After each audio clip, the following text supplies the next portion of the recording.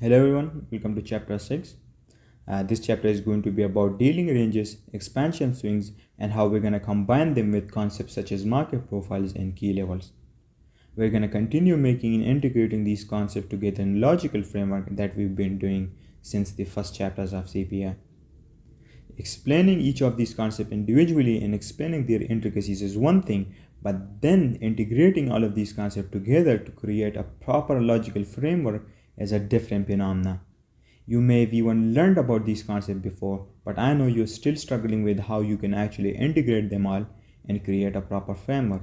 That's where you lack proper knowledge, and my objective is to fill that gap and to make sure you know how to actually integrate them and use it in your trading system. Now, other people don't talk about these things, maybe because they don't want to teach you the right things, right? But I doubt that's the case. I believe the reason they don't talk about these things is because they don't know about it, right? That's what I think is the case for majority of these so-called gurus. Now, let's get in the chapter. So, this chapter I'm going to explain everything that there exists about dealing ranges, right? So, first of all, we're going to start off with the definition of dealing range and what actually is a dealing range and how we can identify a dealing range. So basically, when price takes out both swing low and swing high, right, and has an expansion swing, that particular swing is considered a dealing range. Basically, when you see a move in the market where price takes out both opposing end of the ranges and takes out both sell side liquidity and buy side liquidity, and then it expands, that particular swing is considered a dealing range, right? You might be wondering what's the importance and significance of dealing ranges and why should we be familiar with dealing ranges, right? Well, I'm going to delve on that later in this chapter, but first of all, you need to know how to correctly identify and find the dealing range on the higher time frame and how to correctly draw it out. Now, another thing about dealing ranges is that when you divide a dealing range to equal halves, it gives us a matrix. The upper half of that matrix is called the premium and the lower half is considered a discount, right? Or the discount region. Then last but not least, the 50% of that dealing range is called equilibrium. This is basically how a dealing range looks and works. A dealing range is formed after price takes out both sides of a range and expands, and when that swing is divided into two halves, it gives us a dealing range with discount and premium regions, which we can potentially use for making better trading decisions, or they can assist us in our higher time frame analysis and thought process. Now, another thing about dealing ranges, right? Dealing ranges are similar to PDRA metrics, right? Or let's say it's a type of PDRA metrics, right? Now, it's not just a typical type, right? It's a specific type of a PDRA matrix, which is for those type of swings which takes out both swing low and swing high, right? That's what we call a dealing range, and when it is divided into two halves with premium and discount, it gives us a whole framework on the higher time frame which we can use which we can integrate with market profiles on the lower time frame. Now, I hope that part about dealing ranges is clear to you. And if it isn't, you can watch and listen to this again and it will clear your confusions. Now, let's move over to the next slide and discuss dealing ranges in PDRA metrics. Now, here on the screen, you can see this range, right? With this line in the middle. This line right here in the middle represents the equilibrium or the midpoint of this range. And then above this midpoint, we've got the premium region, and the lower half right here is our discount region. Now, what you need to remember is that inside this dealing range or this PDRA matrix, we will have multiple key levels, right? And these key levels will be both in the premium region and the discount region. Now, these key levels could be in the form of order blocks, breaker blocks, rejection blocks, fair value gaps, or maybe even in the form of highs and lows. Now, this dealing range or PDRA matrix will be used to filter out key levels, right? And will be used to choose or select the correct key level based on market condition that we are in. For example, if we are in a bullish market, then our main priority or concern will be the key levels inside the discount region or near the equilibrium, rather than the key levels inside the whole range or inside the premium. Similarly, if the market structure in order flow is bearish, then our main focus would be on the key levels inside the premium regions instead of the ones that are in the discount. So now you can see that we've added a logical objective filter to the key levels that we're going to be dealing with. That's why it's called a dealing range. If we didn't have this filter or this PDRA matrix, then we would be selecting every random key level inside this range. But now thanks to this concept, we've added a filter and we've literally excluded half of the key levels based on PDRA matrix and based on the market conditions that we are dealing with. Now, the reason why we use this dealing range in PDRA matrix is pretty simple. It can be explained through market profiles. Now we know that according to market profiles, price never moves in a straight line up or down, right? Now based on that, we know that the way how price actually really moves is in ranges, expansions and retracement, right? Now with that in mind, we have to determine what is the correctly key level and how to correctly select a key level that we can match with these different market profiles on the lower time frames, and how we can actually measure and gauge the different retracement profiles on the higher time frame. And for us to, in order to do that, we're going to use these dealing ranges and PDRA matrix, which will gives us a filter to weed out the unlikely and the lower probability conditions in scenarios, and we will be only left with the ones that are high probability. And our job as a trader is to stick with those scenarios and avoid the others. Now you're going to have times where price will play out the lower probability scenarios, but your job is to not be intimidated by it, right? And be content with missing those moves and just following your plan no matter what. You should never be influenced by recency bias, right? That's a disaster for your trading and your analysis. If you're always after the new best thing and you always fall victim to the shiny object syndrome, right? Then you wouldn't be able to succeed in trading because you can't stick to one thing. That's why you need to have confidence in your system, and even if you miss moves, even if you lose trade, you must still have the confidence in your system and never let recency bias mess up with your head. That's the quality that separates the best traders from the losing ones. You must remember that at all times. Now, when I explain this whole chapter to you, you will have a proper filter and a proper logical framework in your hand, with which you will be able to catch high quality or high probability moves in the market. And if you consistently stick to those principles and those rules, right, with discipline, it is going to completely change your trading. But there is a huge but. The thing is that you will also sometimes see moves in the markets where price will not respect a dealing range, right, and just breaks out of it without doing the right thing which is supposed to do, right? It's gonna do those things sometimes, right?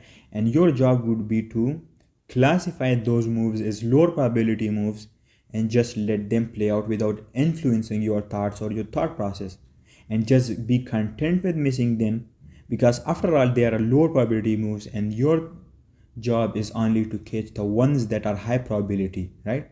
And that gives you an edge over the markets, right?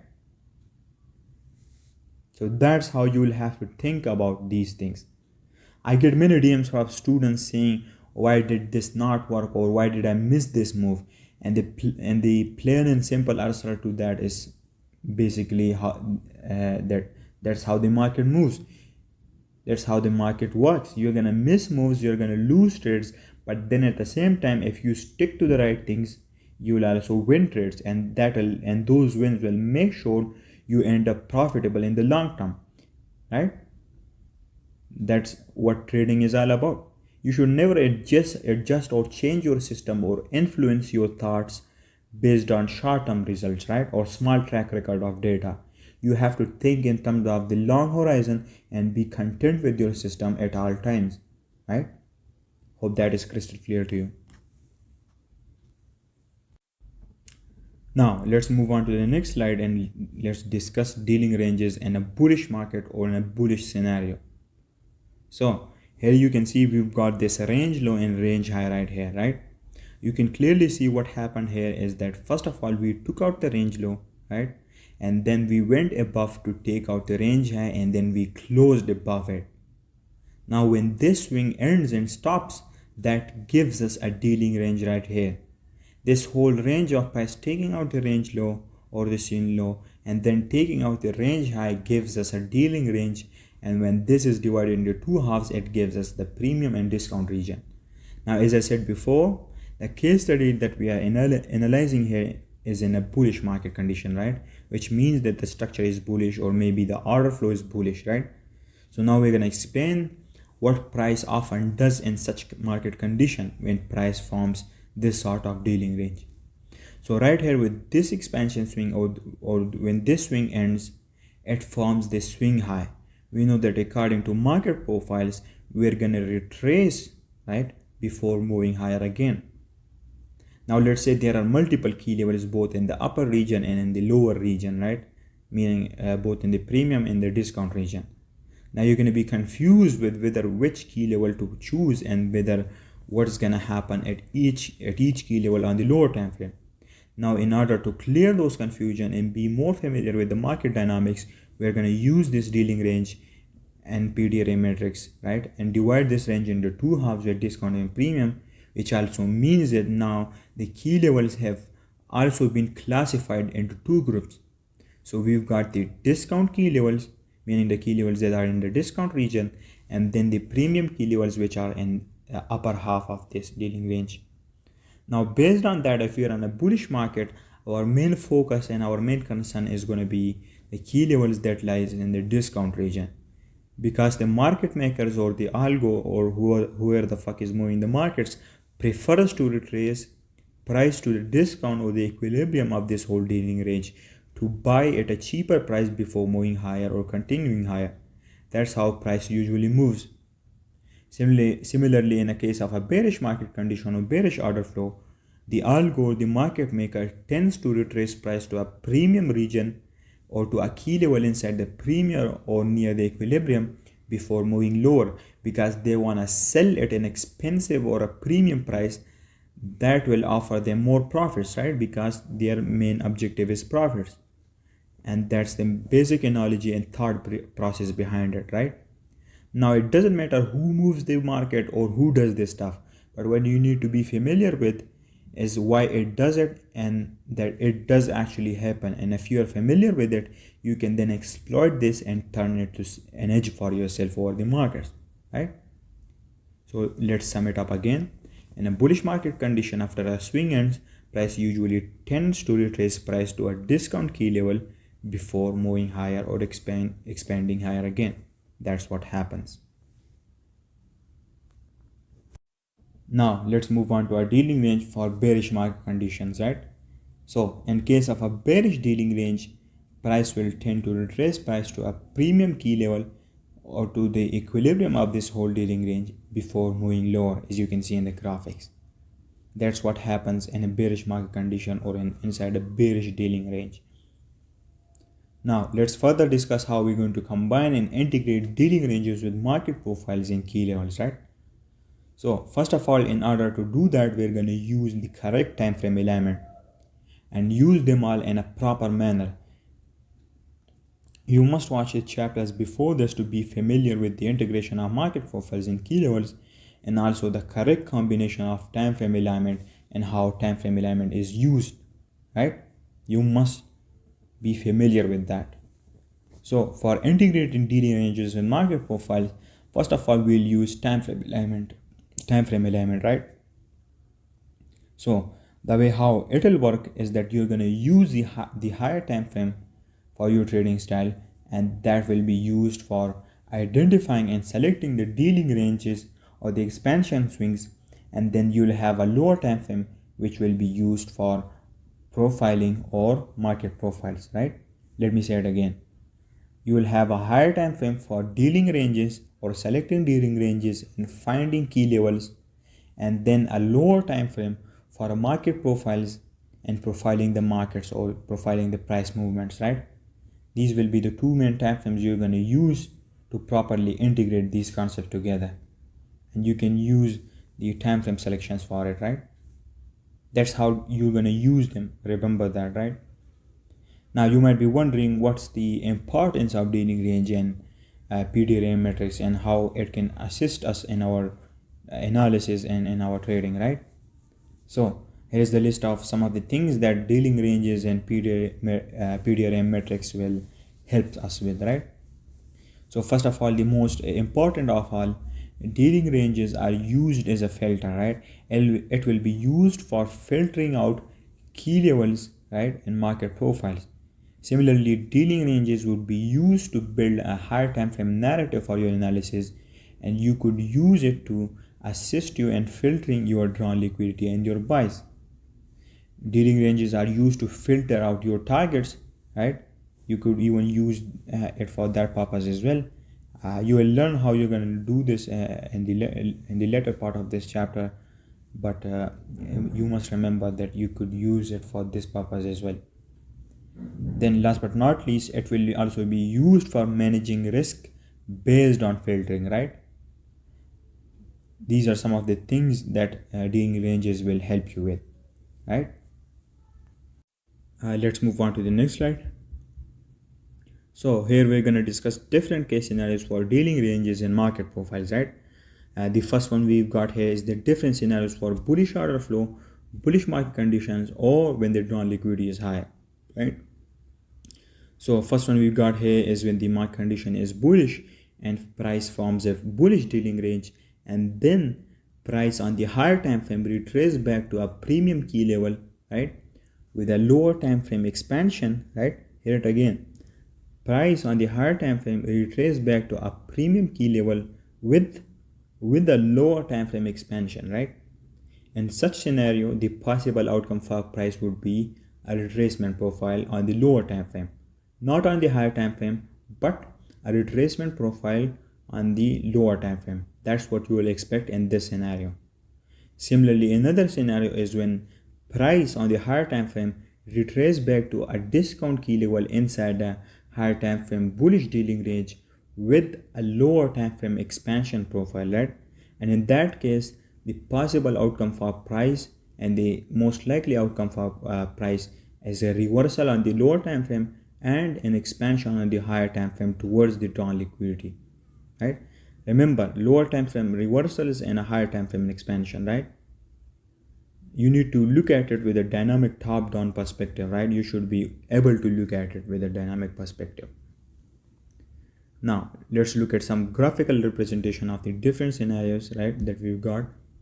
So, considering the drawn liquidity is bullish and the market condition is bullish, and we're combining it with this higher time frame dealing range and the lower time frame market profiles. As I said before, it will be based on time frame elements, right? So here you can see that we've got this high and this low right here, and what happens is that first we take out the low, right, and then we take out the swing high right here. Now with these two patches we form this dealing range, right? Now dividing this whole range into two halves gives us a discount and a premium, right? And there are different key levels inside of this whole range, right, both in the discount and the premium, and these key levels inside both regions will be classified accordingly. Now remember what I told you before about market profiles and dealing ranges, right? So once this swing high ends right here, you can see that price will then have to retrace on the higher time frame to a key level, and then we will see how it reacts to that different key level inside both the premium and the discount on the lower time frame in case of a bullish market condition. One thing you must remember is that these key levels are on the higher time frame, right? Just as the dealing ranges are on the higher time frame. But the market profiles that we will discuss and that we will be discussing would be on the lower time frame. So don't confuse the two between, right? Don't confuse both of them with each other. One is on the higher time frame and the other one is on the lower time frame. This whole dealing range and key level we are seeing, and this whole dealing range and key levels that we are seeing are on the higher time frame, where these profiles that you are seeing right here are a representation on the lower time frame, not on the higher time frame, but rather on the lower time frame, right? We are seeing what's happening on the lower time frame, right? I've just made it simple and plain for you on this graphical representation. Now you must remember that you must remember this while going through this chapter, right? So it doesn't confuse you at all. So now on the screen you can see this blue line, right? This blue line is representing a key level. Now this key level could either be in the form of a breaker block or any different key level, right? That doesn't make a difference, right? You just need to remember that this blue line right here represents a key level on the higher time frame. And also along with that, this key level, you can see that it's in the premium region. It's in the upper half of this region. Now, based on what I told you before, in a bullish market, price usually tends to retrace to a discount key level before moving higher. But in this case, we've only retraced back to a key level in the premium region on the higher time frame, right? So based on this, we are only going to expect a retracement on the lower time frame, right? And not a reversal, right? Or not a reversal on the lower time frame or an expansion on the higher time frame, right? Because we still have yet to retrace to a discount key level before we can move higher. Now there's going to be times where price expands straight away without testing a discount key level, right? But that's not a matter for us. What we need to remember is that more often than not, price will tend to definitely retrace to a discount, and that's what should matter to you. So let's see it again. We have this expansion on the lower time frame towards this key level, right? Which is in the premium region. And now based on the combination of this, the most likely outcome for price is a retracement, not a reversal, but a retracement. Now, if you remember the first few chapters, you would remember that I told you that when expansion profiles test a key level, the most likely outcome for price will be a reversal. But in this case, we've taken it further and we've made it more advanced. Now, even with a key level, we're just going to expect a retracement instead of a reversal because we've combined it with higher time frame dealing ranges and higher time frame premium and discount, which have given us further filter to our understanding of price movements and markets, right? So you can see we've added a more advanced filter to it, and you're building an advanced narrative. Because first you would have expected a reversal and price might have stopped you out, but now you would only expect a retracement, right? So then you could manage your risk appropriately on any trade in the key level that are in the premium region in case of a bullish market condition, and you could be a bit more cautious with your trades in such market conditions, right? So let's move on. Here you can see on the charts the most likely outcome of price, what price is going to most likely do after it tests a key level inside the premium. So here you can see that even with bullish order flow and bullish market structure, price tested a bullish key level, but it only offered a retracement at the lower time frame, and then on the lower time frame price expanded lower again towards a higher time frame discount key level, right? And then it expanded from there. Now for most of you, this would be a really important answer to most of your questions, right? I've received hundreds of DMs asking me why this particular key level only offered a small movement and why did this key level worked, right? And this one didn't. And this right here is the answer to that question. You might have chosen the wrong range, or you might have chosen the wrong key levels, and maybe you didn't know about dealing ranges and premium and discount key levels, and maybe you were choosing the wrong key levels, right? That could be the problem for you. And now you've learned about dealing ranges, right? And now you know about how you're going to correctly identify and select a key level, and how you're going to be cautious around different key levels inside residing inside premium and discount based on market condition, right? Now you know about this, and now you can use it as a filter, and you can use it to build a narrative, right? Now you've learned about it. So let's say another time you are dealing with a bullish market structure and you've seen a bullish dealing range, and you've got a key level inside the premium. Now you're going to be cautious around that key level because you know that price is most likely going to retrace price to a discount key level before it could move higher. But we also had this premium key level, so you're going to be wondering what's going to price do in this key level, right? So when you see that price has offered this movement, you're going to regard that movement as a retracement instead of a reversal, and you'd be cautious, and you'd know that the most likely scenario for price is now to go over that retracement, right, and expand lower again before it could move higher, because price still has yet to test a discount key level, right? you're going to be cautious about that. So you should keep this in mind. Now you can trade the key levels in the premium too, but remember they're going to be lower probability trades, right? You have to be extremely cautious when trading them and not fumble, right? And for the most of you, it will be best if you avoid them, right? And only trade the ones that are in discount in case of a bearish, in case of a bullish, sorry, in case of a bullish dealing range or bullish market conditions. Now after retracement right here, you can see that price expanded lower again, and then with this expansion it tested the equilibrium and went into the discount region and tested a discount key level, and after that the most likely outcome is a reversal and price reverse from there on the lower time frame, and that reversal on the lower time frame is gonna be an expansion on the higher time frame.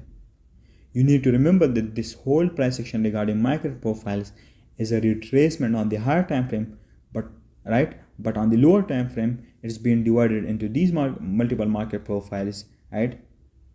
So you must remember that and not be confused by it, right?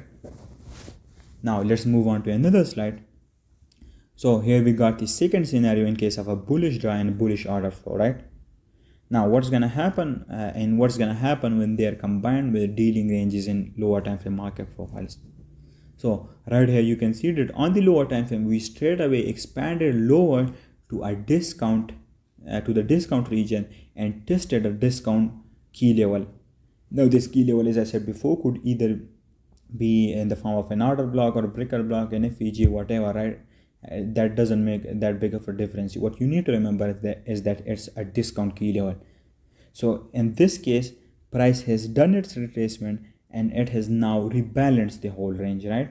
It has rebalanced this dealing range, and now it can have a reversal profile in the lower time frame straight away, which will be a higher time frame expansion, right? So now based on market profile, we know that when expansion profile tests a key level inside the discount region, it leads to a reversal profile, and that's exactly what would happen, right? And that's exactly what happened right here. Now let's move on to another slide now, right? So here we'll discuss the different scenarios and combinations for bearish market conditions, right? Or when the higher time frame drawn liquidity or the higher time frame order flow is bearish. So first of all, here we got the first combination, right? When price reaches a higher time frame discount key level inside the higher time frame dealing range with a lower time frame expansion, right? And a bearish dealing range. So in that case, the most likely outcome will be a retracement on the lower time frame. Similarly, the second scenario is when price reaches a higher time frame premium key level inside a higher time frame dealing range with a lower time frame expansion profile, and then in that case the most likely outcome will be a lower time frame reversal, which is going to look like a higher time frame expansion. So you can see clearly again we are adding filters further in the bearish scenario as well, right? Now let's move on to the next slide and let's discuss its graphical representation and how will it look, right? So here again you can see that we've got this range high and range low. Price took out the range high and then expanded lower to take out the range low and broke below it. And once this swing ends right here, we'll have this dealing range where two halves the discount and the premium, right? That's the basic framework of it. Now in this case we are in a bearish market condition, so our main focus would be on the premium key levels, because in a bearish order flow price tend to drive price higher to a premium key level before it could continue its journey lower. So right here you can see that we've got this dealing range, and what happens is that at the lower time frame we retrace higher to a discount key level, right? Which basically means a key level inside the lower half of the dealing range, right? So in this case we will only have a retracement even though it tested a key level on the higher time frame, right? And we will not expect a reversal profile because we still have yet to test a premium key level before having a proper reversal on the lower time frame. Now you can still trade, as I said before, you can still trade this lower time frame retracement off of this discount key level, but you got to be cautious around it and manage your risk accordingly on such setup, because they tend to be lower probability setups. And make sure to take profits early, because price can in any time expand on you and take you out of the trade. And for the beginners in the intermediates, you should just avoid them at all cost, right? You should just not trade them at all, and that would serve you well. Then right here you can see that what happened is that after the retracement, we had another lower time frame expansion higher, which went higher to test the premium region and equilibrium, and now it can reverse from here properly because now the range or the dealing range has been properly rebalanced, and now the market can continue its journey lower, right? You need to remember that. Now another scenario we can have in a bearish market condition is when price has a lower time frame expansion straight away to a higher time frame premium key level inside a higher time frame bearish dealing range, right? Then in that case we'll have a reversal, in a proper reversal, which will look like an expansion on the higher time frame because now we've properly rebalanced the range and we can continue going lower. Now I want to make it clear again that the market profiling that we are doing right here will be done on the lower time frame, whereas the dealing range and the key levels will be chosen on the higher time frame, right? You need to remember that market profiling done on the lower time frame and key level and dealing ranges chosen on the higher time frame. You must remember that, and you must use the correct time frame alignment and in the correct manner, right? Now I have explained all the different scenarios we can have based on the integration of dealing ranges and market profiles and key levels, and you've seen all of the highly likely and high probability scenarios and how you can use them as filters in your trading and how you can use them to assist you in your higher time frame analysis and your lower time frame thought process, right? Now you need to remember that you're also going to have times where price plays out the lower probability scenarios, but as I said before, you got to be content with missing them, and that shouldn't influence you at all. Your job as a trader is to just catch the high probability moves and filter out the lower probability ones, right? Now let's move on to the next slide. So right here we've got the three main advantages or the three main aspects of dealing ranges, right? And what they are used for. I've already explained them to you, but let me explain them to you once again, because we know that repetition teaches the donkey. So yeah, there's that, right? So first of all, the first significance of the dealing range is that when it's properly combined with market profiles and key levels in the correct time frame alignment, it will help you build a proper narrative both on the higher time frame and the lower time frame, and then you can use that narrative to properly position yourself on either side of the markets inside a CRT, right? That's what the purpose of this whole chapter is. The second aspect of the dealing range is that they are used as a filters, right? They are used as a filters for weeding out and filtering out the lower probability scenarios or the low quality scenarios, and only ending up with the ones that are highly likely and high probability in nature. Now remember the first few chapters about market profiles, and those chapters I taught you that when expansion profile tests a key level, the next likely profile is going to be a reversal profile.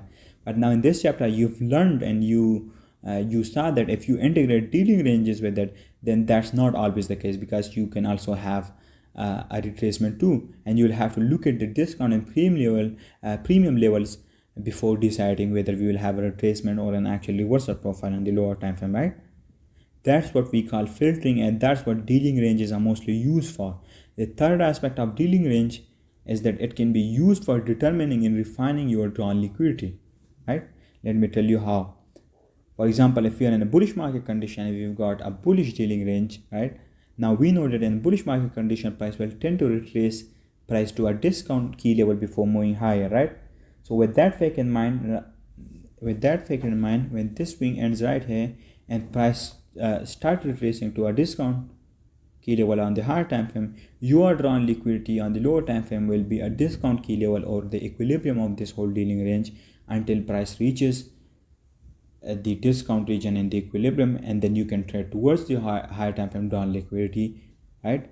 And you can in the same way you can use this same concept for bearish market conditions too. Now let's move on to another slide. So here we got some important points regarding dealing ranges that you must be aware of, right? And the first one is that you should only trade the retracement and the reversal profiles on the lower time frame only after a lower time frame confirmation, and that confirmation could be in the form of a CSD or a change in the state of delivery, right? You must only trade those reversal and retracement profiles on the lower time frame only after a confirmation happens, right? You should never trade them before the confirmation. That's what you should stick to. If there is no CSD, then you shouldn't be trading it. A lower time frame confirmation in the form of a CSD gives you more conviction in your analysis and increases the probability, right? Now, the second point is that you should avoid trading the counter expansions followed by the retracement. For example, if we are in a bullish dealing range, and let's say we react to a premium key level and we have a retracement. Now we know that the most highly likely scenario for price is going to be another expansion lower towards a discount key level before moving high, right? So the talking point here is that you should avoid trading that particular counter expansion because they tend to be lower probability, and you should rather trade the reversals followed after that expansions. Now you need to remember these points when analyzing price action with dealing ranges, and that way you will stay one step ahead and you'll be analyzing everything with a logical framework which I've given you in this chapter. Now let's discuss some example of higher time frame dealing ranges and its integration with lower time frame market profiles. So right here you can see that we've got this range low and this range high, or you could say swing low or swing high, right? You could call it whatever the fuck you like or whatever you want, right? Now you can see price with this particular swing took out both swing points and formed this dealing range right here. Now when we divide this whole range into two halves, we get the discount region and the premium region with their respective key levels, right? Now this is a bullish dealing range and our drawn liquidity is higher, so we're going to use the the bullish framework here, and we're going to see how we will analyze and dissect this price action. So first of all, here you can see that we've got this FEG right here in the premium region, right? And then we got the consequent encroachment or the midpoint of this FEG, which is below the equilibrium inside the discount region. So based on what we've learned in this chapter so far, when we are looking at this dealing range and price retrace to this premium key level in the form of this FEG, we're only going to expect a retracement market profile on the lower time frame instead of a reversal profile, right? That's what you're going to expect. But if it retraces down to the midpoint of this FEG, which lies inside the discount region, then you will expect a reversal from there. So first we've got the premium key level, which is the high of this FEG, and it lies inside the premium. That's why it's a premium key level, right? So if price tested, our expectation will be a retracement and not a reversal on the lower time frame, right? But if price tests the midpoint of this FEG, which is a discount key level on its own, then price would have a reversal profile on the lower time frame. And from there, because now the bullish dealing range has been rebalanced, right, and we've tested our discount key level and the range has been rebalanced, and now pricing continues its journey higher. Now let's look at how this price action would look on the lower time frame with a market profiles perspective, right? So right here on the lower time frame, you can see that we expanded lower to the premium key level here, but it only offered a retracement, right? Because it was only a premium key level and the range has not yet been rebalanced. So that's why you can see that after this retracement, price then expanded lower again towards this discount key level, and once it tested this discount key level, it then reversed from there and had this reversal profile. And this reversal profile will look like a higher time frame expansion. All of this price action right here to the left will be looked at as a retracement on the higher time frame, and this reversal profile would be looked at as an expansion, right? So you can see that the dealing range was finally rebalanced and price tested a discount key level in a bullish market structure in a bullish dealing range, and now it can reverse from here and continue its journey higher, right? This was the first example. So here we got another example of dealing range and its integration with market profiles and key levels. Now again, you can see the same framework for dealing range and the different key levels inside the discount and premium region. Now this one right here is a bearish dealing range, right? So we will be using a bearish framework for this instead of the bullish one. So what you can see here is that first we got this bearish FEG in the discount region, and then we got this order block right here in the premium region, which perfectly aligns with this equilibrium of this dealing range. Now when price retraces above and tests this FEG in the discount region, right? The most this discount key level will be able to offer is just a small retracement, but then price would expand higher again on the lower time frame to go and test the higher time frame key level in the form of this order block, right? And then once it tests that order block, it will rebalance the whole range, and then it will move lower again and continue its bearish journey. So our main focus in this bearish dealing range would be the premium key levels, and we would ignore the discount key levels. Now let's look at how it would look on the lower time frame with market profiles and how we could have gauged this info. Now right here on the lower time frame, you can see that price straight away had this expansion to the premium order block, right? So inside the dealing range, the range has now been rebalanced by testing the premium region and also testing a key level inside the premium. So now the most likely scenario for price here is to reverse from there, because now an expansion profile is tested a key level, and the most likely outcome is going to be a reversal profile in the lower time frame, and which is going to look like a high time frame expansion. And you can see that this is exactly what happened here. Now let's move on. Here we got another example of a bearish dealing range, right? You can see that we've got the same framework for the dealing range with premium and discount key levels, right, of their own. Here in the discount, we've got this key level in the form of this high right here, and then in the premium we've got this premium breaker block, right, bearish breaker block inside the premium region. Now based on what we've learned so far, the discount key level will only able to offer a retracement on the lower time frame, and the premium key level will be able to offer a complete reversal on the lower time frame and an expansion on the higher time frame. Here you can see price went above to the premium region and tested a bearish premium breaker, and then it expanded from there on the higher time frame because it rebalanced the whole dealing range. Now this is how it would look on the lower time frame with market profiles. So you can see price took out first of all the discount key level in the form of this high right here, but you can see it only offered this retracement, but then price expanded above again and tested the breaker block, the premium breaker block key level on the higher time frame, and from there price reversed and exploded to the downside. This is exactly how you can catch expansions on the higher time frame and the reversals on the lower time frame. These are the exact same concepts you're going to use in a logical framework to catch expansions or reversals, right? Now here are some of the important points regarding dealing ranges. Now the first one is that dealing ranges are mostly used to build a narrative, right? Once you build a narrative and all the different concepts are aligned with each other, you can then start looking for CRT towards the down liquidity and position yourself and trades on the lower time frame, right? Another point is that apart from dealing ranges, you can apply the same concept for expansion swings and typical ranges, right? We will delve on this in later chapters, but you need to remember that you can apply the same concept for those type of stuff too, right? Another thing you need to remember is this is just the price aspect of the markets, right? We haven't even yet discussed the time aspect, so keep that in mind. And later levels of CPI, we will discuss time and price together, which will completely change how you look at the markets, and it will completely change your trading, right?